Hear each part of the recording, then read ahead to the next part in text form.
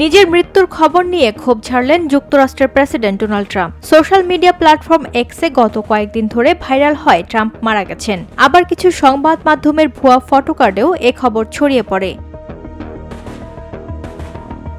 মঙ্গলবার হোয়াইট হাউসের সাংবাদিকের এক প্রশ্নের জবাবে ট্রাম্প বলেন, তার মৃত্যুর খবর যে এভাবে ছড়িয়ে পড়েছে তিনি জানতেনই না, তবে গণমাধ্যমে খবরটি প্রচার করায় সমালোচনা করেন তিনি। ট্রাম্পের অভিযোগ, এ কারণেই সংবাদ মাধ্যমের গ্রহণযোগ্যতা দিন দিন কমছে।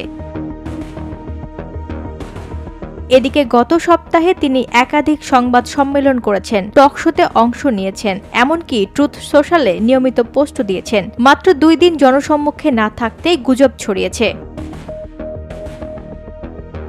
ট্রাম্প ব্যঙ্গাত্মক সুরে বলেন, বাইডেন তো মাসের পর মাস জনসম্মুখে আসতেন না, অথচ কেউ কখনো বলেনি তার কিছু হয়েছে।